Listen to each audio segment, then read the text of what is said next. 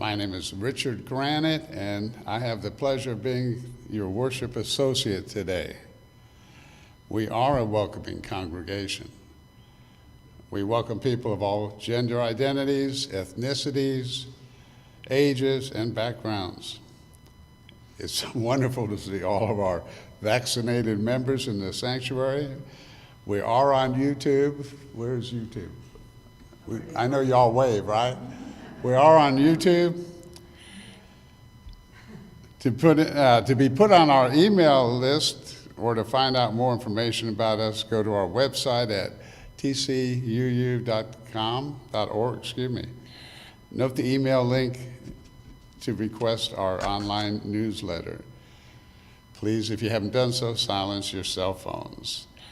Visitors, and I know there's visitors here. If you are comfortable, please step up to the microphone, or if you prefer to just stand there and introduce yourself. No problem. I don't mind stepping up. Sure, you can take it off to speak. Yeah, take it off to. Oh, okay. Yeah. As long as it's okay. I just don't want to get yelled at. Just kidding. Exactly. Okay. Hi, my name's Sienna Sage. I actually go by Sage. I'm sort of new to Stewart. I just found a rental down there in downtown Stewart. I look at myself as more seasonal or temporary here at this point. I'm originally from New Jersey, Monmouth County, and what brings me here today is my beliefs have always been more Unitarian, and I'm trying to find my path in life. So it's starting out in Stewart from New Jersey. I might end up going up north, but I consider myself a kind of a very open-minded, very spiritual person, and I've always felt connected to the Unitarian congregation. So when I moved down here last week, or since I felt a little bit more comfortable, I thought, you know what, let me find my group again, and I'm thankful for Bob. Thank you for the discussion, Richard, and I'm thankful to be here, and thank you.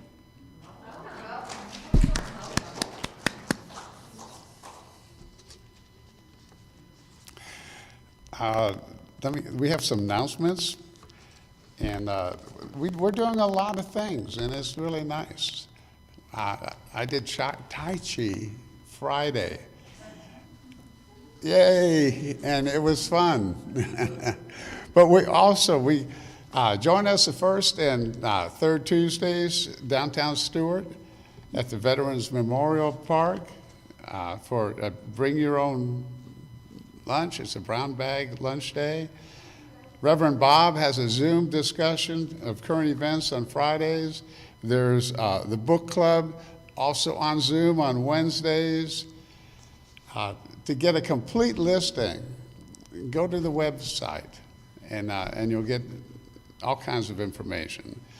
A big thanks to those who help with the service, especially Jackie, who is worth the price of admission.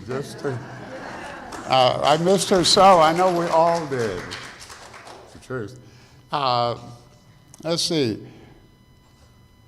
Our greeters and ushers, Connie Poloni, our tech wizard, Chris McGahan, Joanne Leone, and Marguerite, are they here? We have coffee. Okay. Okay. And they do coffee and cookies. Here's our prelude.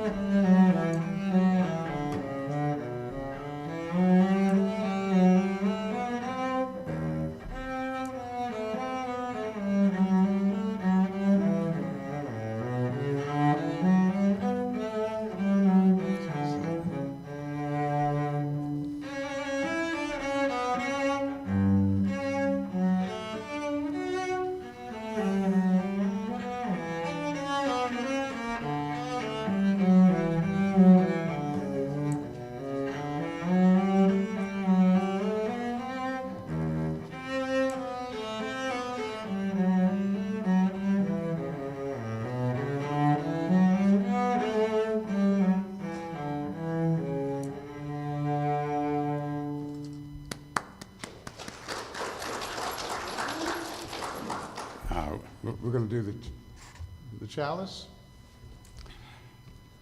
Our chalice is a symbol of learning, of caring, and love.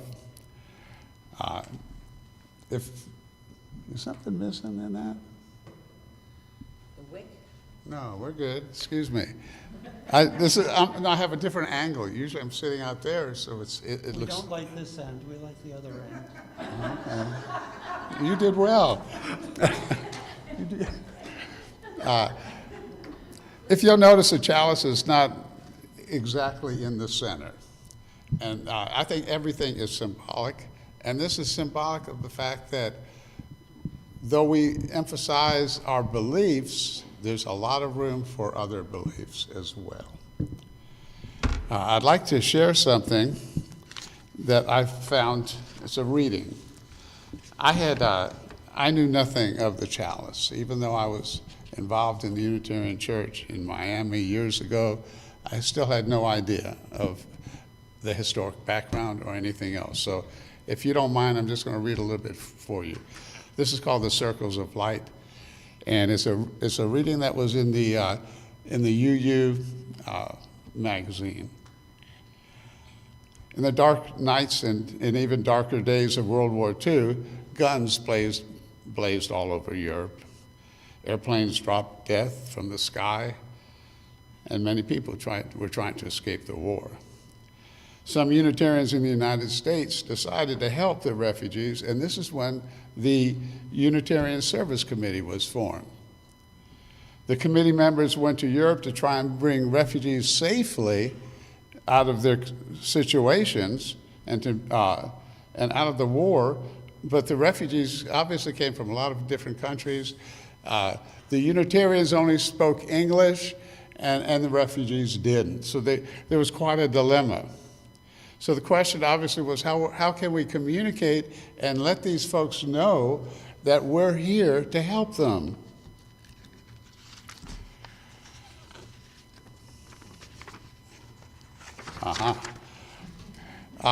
Dr. Charles Joy was in charge of this committee of the Unitarian, what's the name of the committee? The Unitarian, yeah. He knew that Unitarians needed a symbol everyone could recognize, no matter what language they spoke. It would have to be a picture, a symbol with no words. He asked an artist by the name of Hans Deutsch for help. Maybe he could draw the right kind of picture that would be a symbol for Unitarians. They met in Portugal. Mr. Deutsch didn't speak English, but that was no problem. They made a drawing of a chalice with a flame surrounded by a circle. He showed it to Dr. Joy, and it really worked. The Unitarian Service Committee went on to find and help refugees. When the war was over, Unitarians continued using the chalice. And when the Unitarians and the Universalists combined in the 50s, that's when they created a second circle.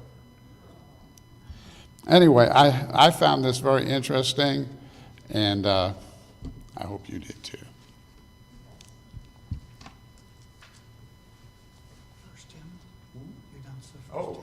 I'm sorry, Mom. Thank you. You can tell this is the first time I've done this. All right. We're doing.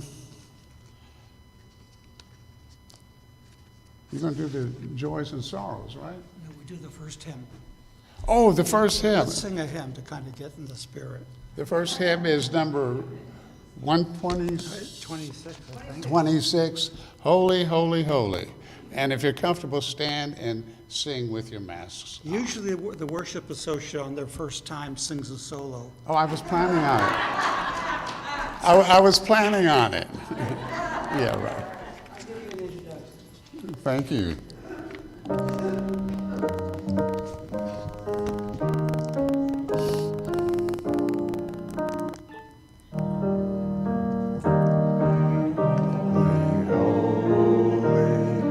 Author of creation, early in the morning, our song shall rise to thee.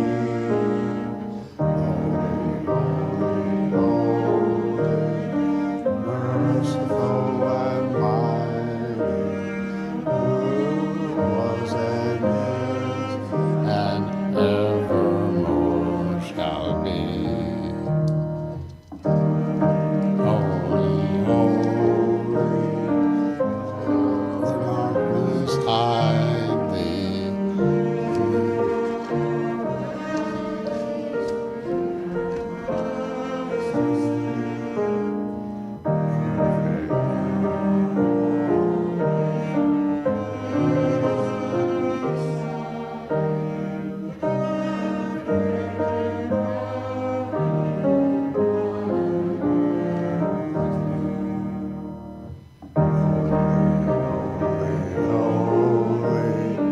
author of creation,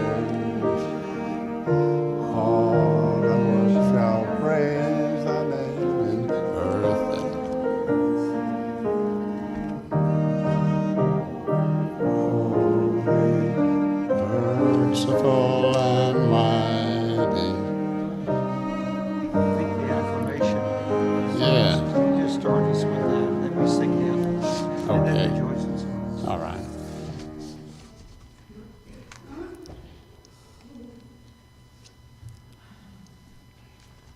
Let us recite our affirmation, speaking the first verse and singing the second through our masks.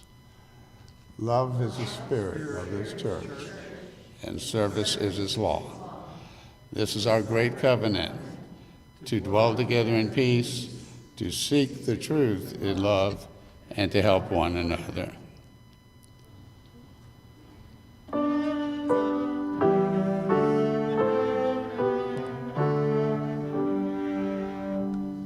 From all that dwell beneath the skies, let faith and hope and love arise. Let beauty, peace, and good be sung from every land and every town. Amen. I think this is for you.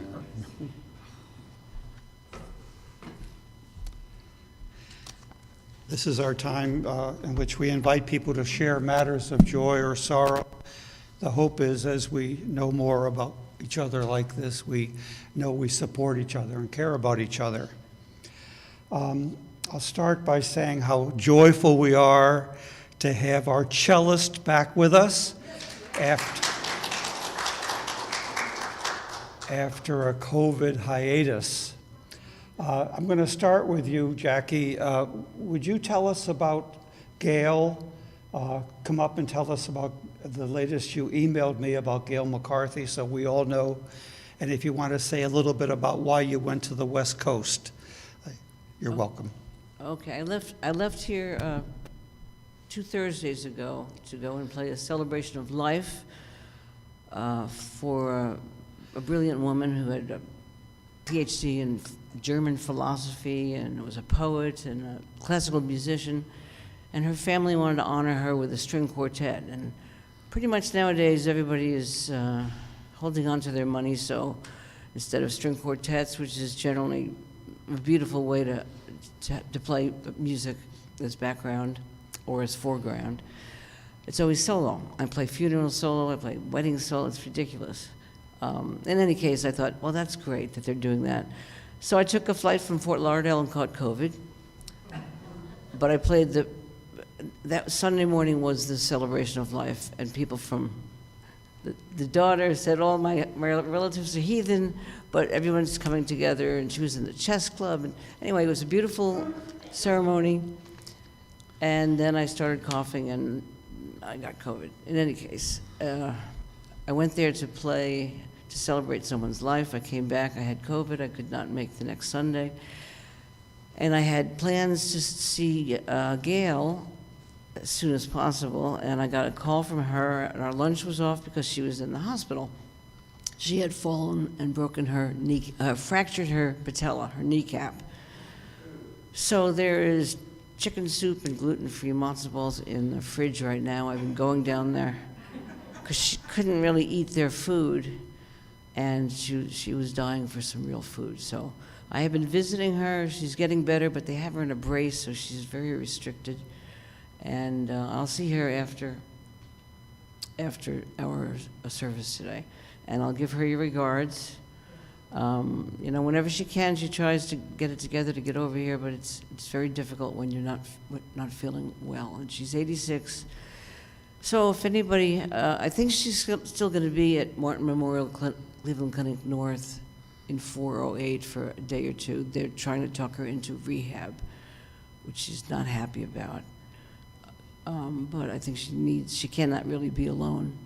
So Gail is smiling certain days, and I go there and I bring her soup, let her eat the soup, and I play cello for her, and then she's in the ozone. So I can't really talk to her because she's transported. So that's the long version, but Thank you, Jackie. thank you for asking.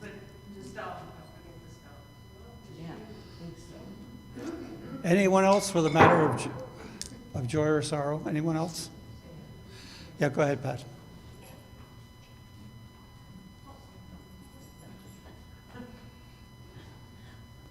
I'm Pat Bird, and many of you have met my stepson, Tim. Tim Bird has visited here often.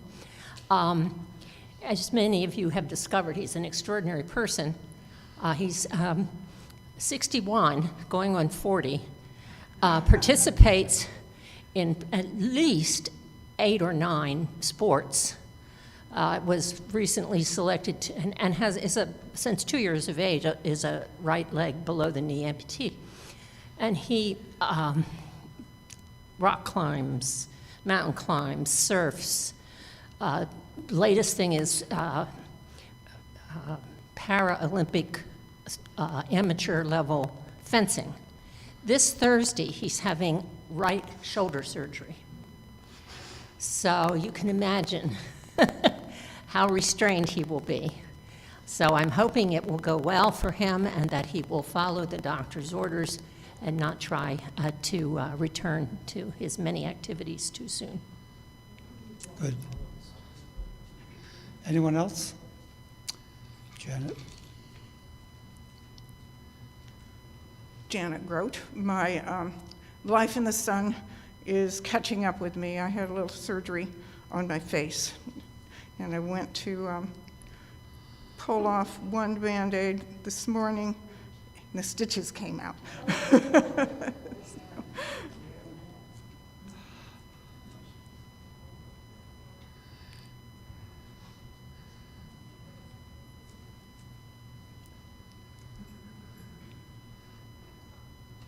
Yes, good morning. I'm Judith Bayless-Watt, and I have lots of joys this morning. It's been a long, difficult summer health-wise for my little family group here in Stewart. David is back walking again, which is absolutely wonderful. And yes. And Tricia, after a hiatus of 3 to 4 months, has gotten over a terrible viral lung infection. And yes, for those people who have asked about her, she was at Camp Lejeune drinking all that terrible water. The joy is she's going to be able to go on an honor flight to Washington, D.C. with a close friend. So thank you, That Tia. is a joy. Yeah. Anyone else?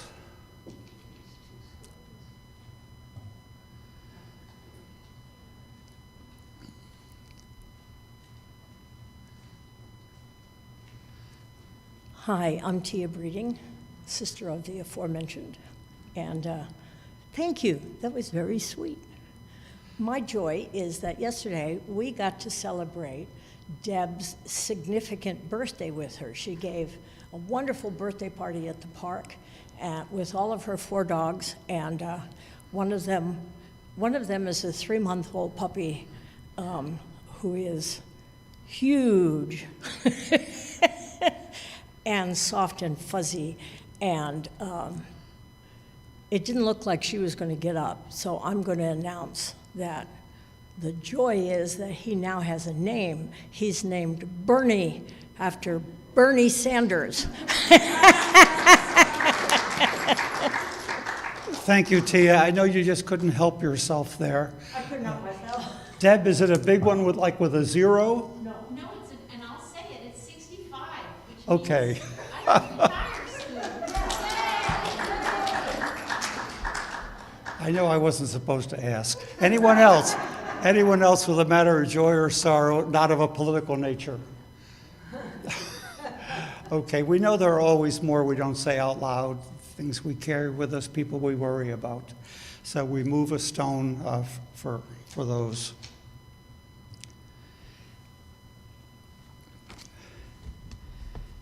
And the reading is one I pick once in a while because I know I need it and I make the assumption. Okay, by Harry Meserve. From arrogance, pompousness, and from thinking ourselves more important than we are, may some saving sense of humor liberate us. For allowing ourselves to ridicule the faith of others, may we be forgiven. From making war and calling it peace, special privilege and calling it justice, indifference and calling it tolerance, pollution and calling it progress, may we be cured. For telling ourselves and others that evil is inevitable while good is impossible, may we stand corrected. God of our mixed up, tragic, aspiring, doubting, and insurgent lives, help us to be as good as in our hearts we have always wanted to be. Amen. Harry Meserve. Moments of silence.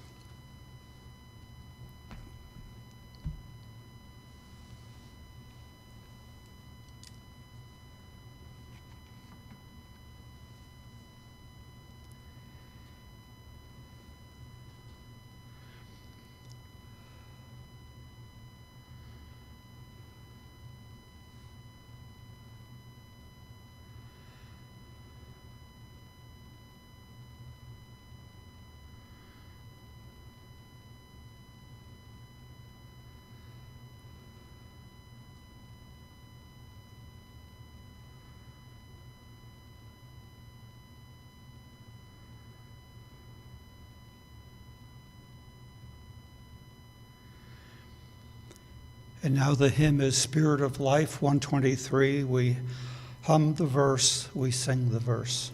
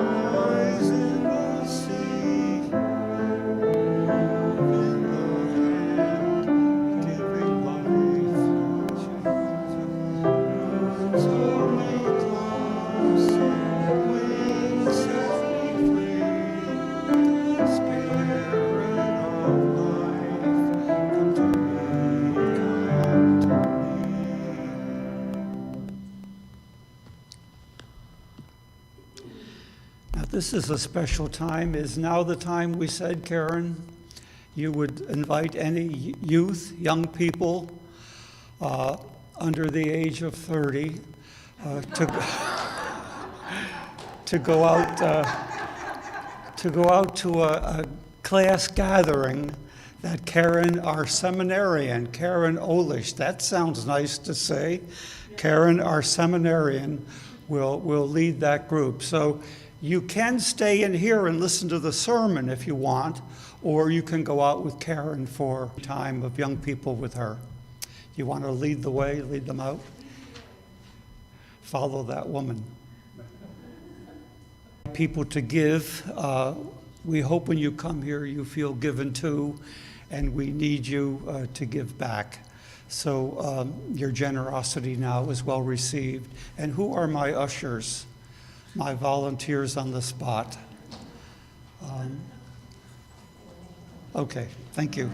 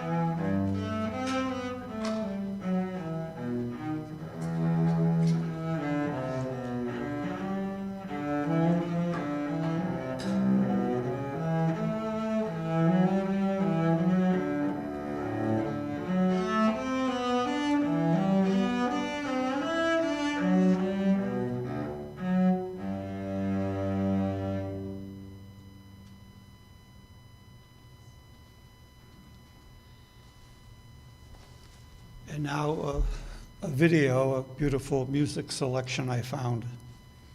Thank you, Karina.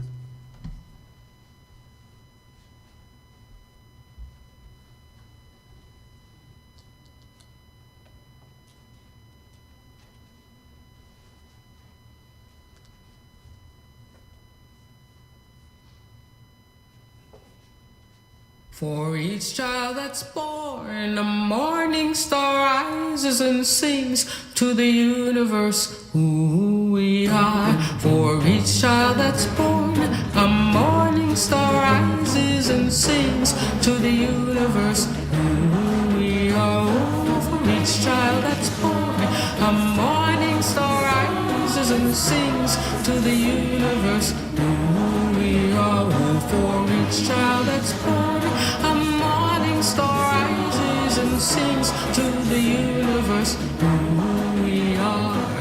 We are our grandmother's prayers, and we are our grandfather's dreamings, and we are the breath of our ancestors. We are the Spirit of God. We are mothers of courage, fathers of time, daughters of dust, and the sons of great visions. We're sisters of mercy, brothers of love, lovers of life, and the builders of nations. We're seekers of truth, keepers of faith, makers of peace, and the wisdom of ages. We are our grandmother's prayers.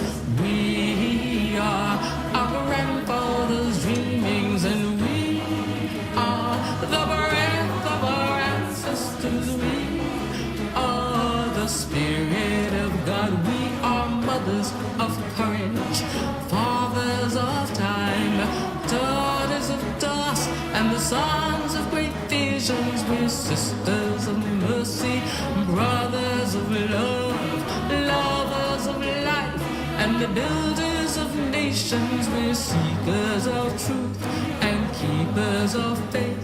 We are makers of peace and the wisdom of ages. We are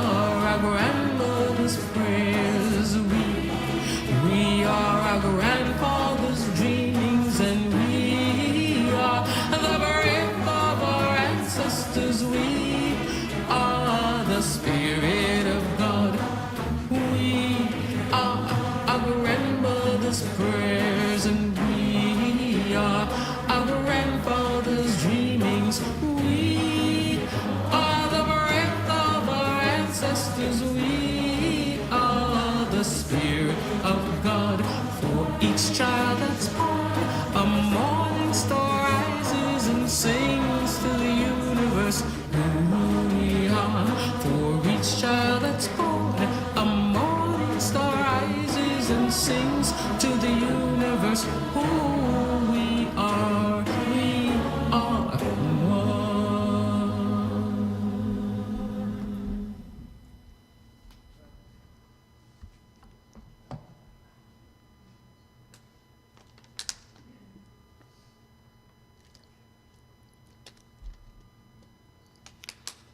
When I asked a few weeks ago for your suggestions for topics, several of you mentioned forgiveness, aspects of forgiveness, as sermon topics you would like to hear. It seems like as long as you are in a relationship, the issue of forgiveness keeps coming up. Prep for all meant to last adult couplings should include, I do forgive. Do you? Parenting doesn't work without it. And then you are always in a relationship because you always have yourself. In fact, forgiveness of yourself is a real hurdle for many. So many times I've said to people, really, what would you say to a friend? Try being your own friend. It seems perennial, ageless, and age-old. An old source of wisdom, Alexander Pope, to err is human, to forgive divine. Does that mean forgiveness requires a higher power? And it really just isn't in us? Or an older source of wisdom, a Jewish teacher, Jesus. A young man asks him, how many times must I forgive a brother who has wronged me? The asker suggests 7 times. 7 means endlessly. The teacher, given to hyperbole, answers 70 times 7. Really, endlessly. Now I know I'm going to need that higher power. The issue goes back to the origin of our species. And personally, it goes back to our own personal origins, as in family of origin. Good parents teach us that we stumble and fall and we get up. Good parents cut us some slack at the cookie jar and the playground, but motivate us to do better, to be better, so we don't wind up all slack. It's the joy and agony of living and learning. It seems like the hardest people to forgive are the people closest to us, who somehow disappoint us with behavior and talk that doesn't seem to reflect what we thought was our history together. That can be the most stinging. You can stew in the quandary, where is that talk, that behavior coming from? While it's almost impossible to imagine, hopefully the light bulb goes on that it's really not personal, as personally stinging as it may feel. There is some hurt or deficit that you didn't anticipate. And the only antidote is more communication, which you can't make happen, but you can invite. John Brown and I have been part of a monthly Zoom group of retired ministers from New York and retired in Florida. It bubbled up in our month after month mention of family challenges, and someone suggested that a good book for us to read and relate to was the Book of Forgiving by Bishop Desmond Tutu and his daughter, also a clergy, M. Fo Tutu. The background of the book, of course, is the South African experience of the ending of apartheid, separation of the races into first and second class. The end of apartheid and the bringing down of the Berlin Wall happened about the same time. So R.I.P. Mikhail Gorbachev. With apartheid ending and the Soviet rule of Eastern Europe ending, we told ourselves that history was turning from nightmare to promise. It seemed too good to be true. Nelson Mandela and people like the Tutus made forgiveness a working platform that the two races in the country of South Africa could only step into the future if some national policy of reconciliation, actually of forgiveness, became the foundation for a new beginning of a biracial country. How could that happen between black people who had been made second class in their own land and white people who had enforced their own privilege? Mandela and others made it happen for a while. The country struggles. Part of Tutu's contribution to the entire national program was that while such forgiveness seems to require a higher power, withholding forgiveness diminishes both the unforgiver and the unforgiven. So while we can say, how can such a history be forgiven? We have to weigh what not forgiving does to the human spirit.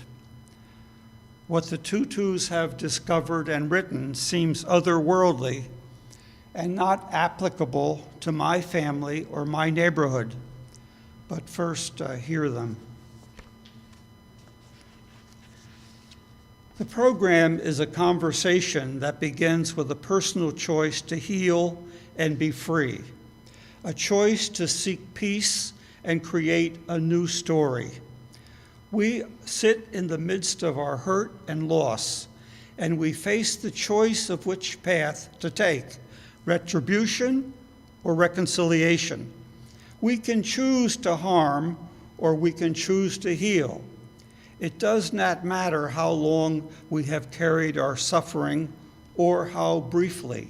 It does not matter whether the other person is contrite or remorseless. It does not matter if the one who harmed us does not acknowledge or admit the harm. It does not matter if we believe that person has not paid for his or her crimes against us. Because as we have said, forgiveness is not a choice you make for someone else. It is a choice you make for yourself.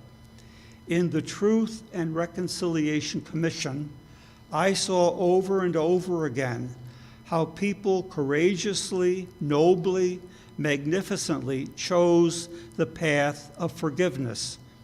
Any of those victims could have chosen to continue the cycle of violence and retaliation, but instead they chose to seek the truth, face their grief, and recognize both their own humanity and that of the perpetrators who had so grievously harmed them.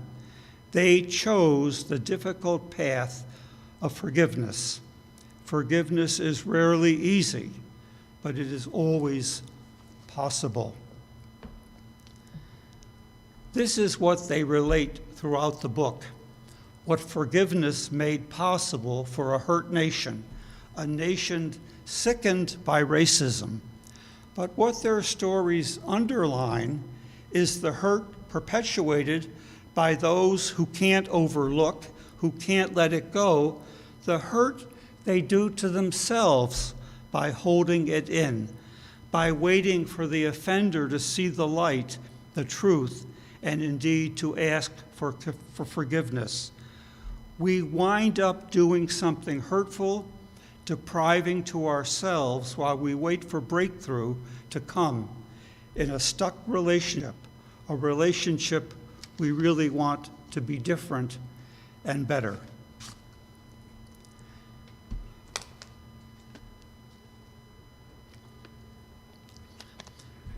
told you before that I know we, Lori and I, watch too many crime shows in our home.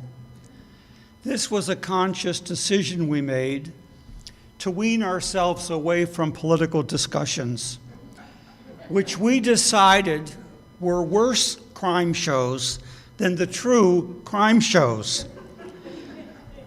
I am in head-scratching awe of the numbers of victims' surviving relatives who conclude the show with forgiving the killers of their own children, their parents, their mates, when they didn't do it themselves.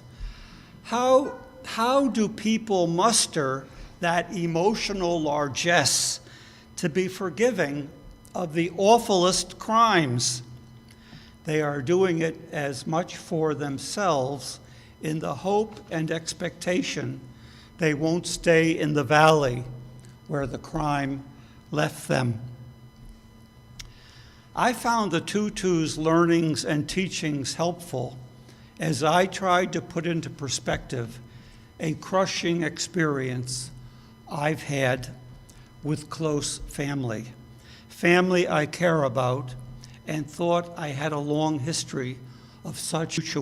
The blow came with an accusation that I had acted quite and unarguably otherwise. I say unarguably, meaning that I was told no discussion of something so jarring. My sanity could only survive that by telling myself over and over again until it sunk in, this was not me or about me. This was about a hurt I was unaware of, and I could go nowhere with it and get no better understanding of it.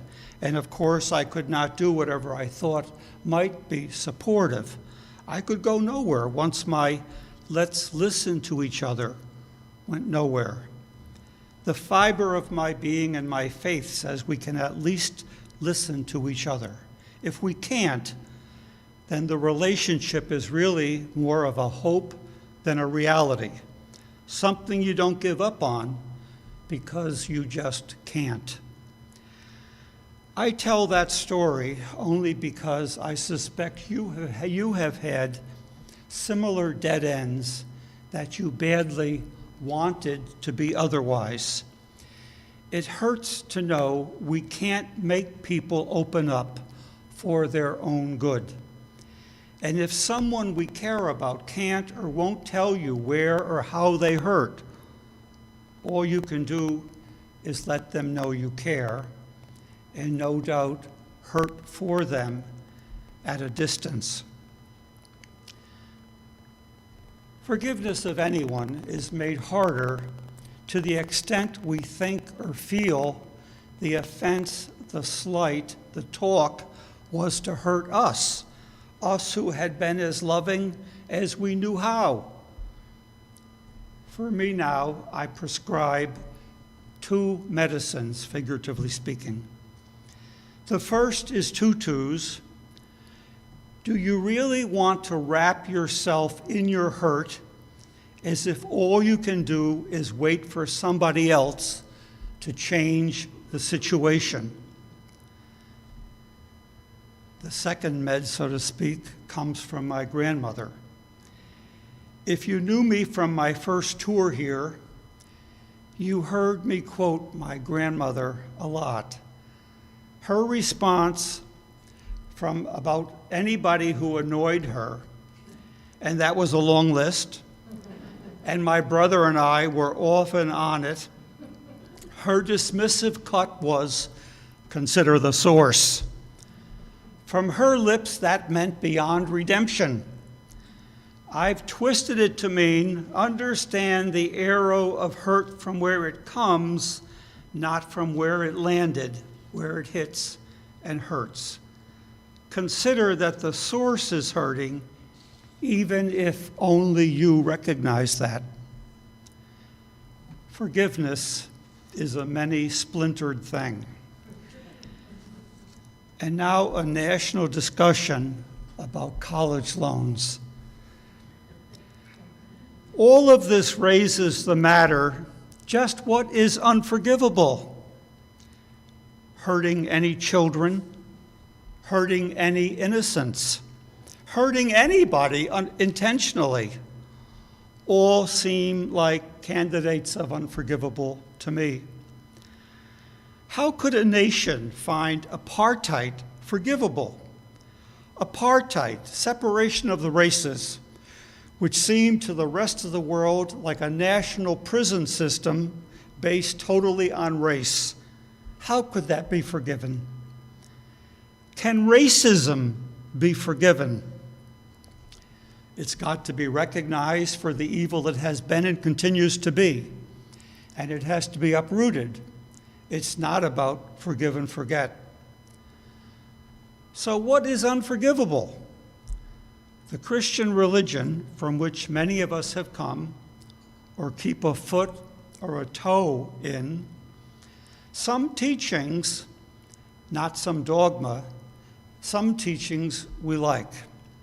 One of its teachings in Scripture actually does say something is unforgivable, but it's hazy or fuzzy as to what it is. It's not about human relationships.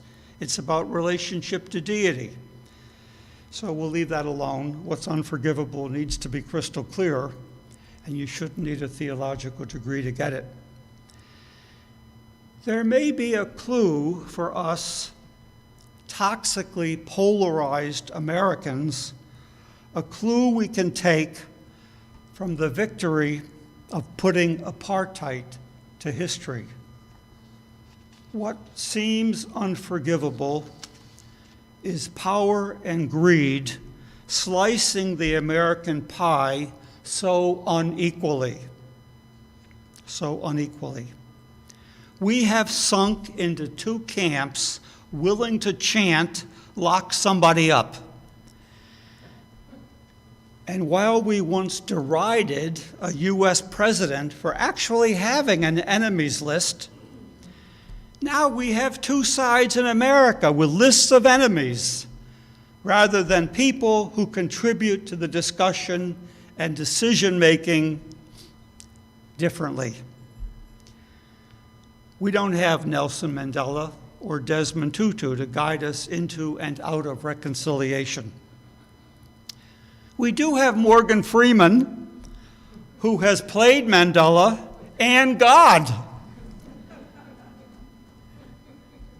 Seriously, couldn't we field a team of wise men and women, including one or two Obamas, one or two Clintons, one Romney, maybe Ms. Cheney, who could be our Truth and Reconciliation Commission, who would themselves rise above and help us to rise above party and the stink of partisanship and carve a path to one America.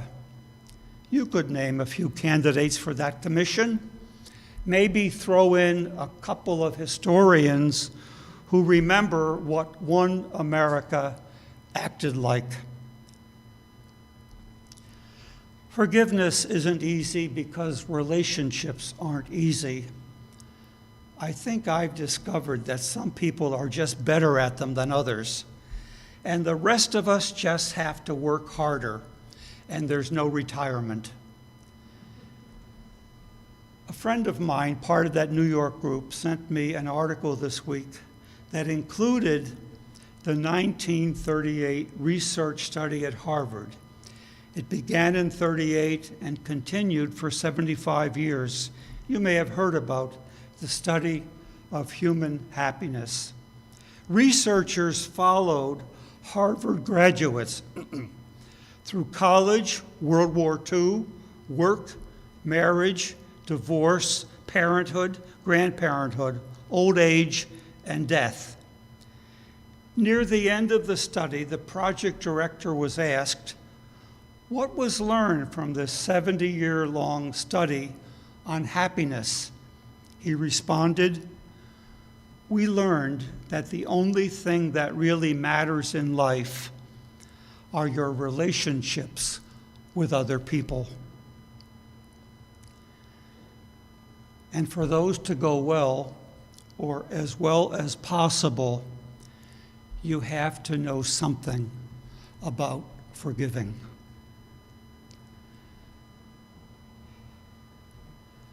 Now, you'll forgive me if this closing hymn is not a familiar one, but it's a beautiful one.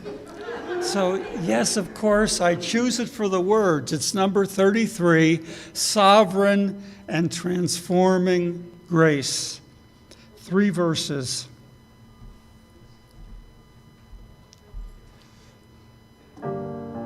Yes, stand as able and willing.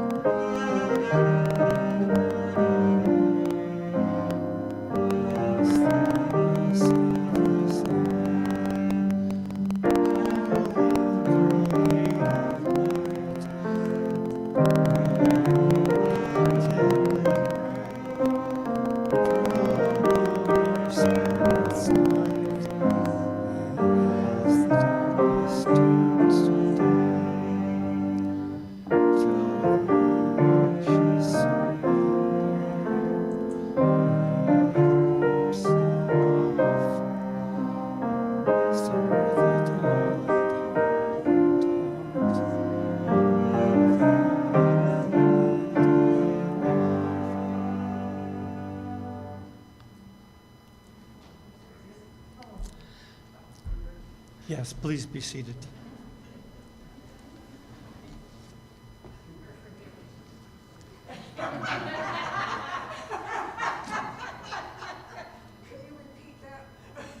I won't ask. I won't ask what that's about. But during some silent time, feel free to turn to 33 and just meditate on those words. The closing words, as Richard snuffs out, extinguishes, not snuffs, extinguishes, from Langston Hughes. Hold fast to dreams, for if dreams die, life is a broken-winged bird that cannot fly. Hold fast to dreams, for when dreams go, life is a barren field, frozen with snow.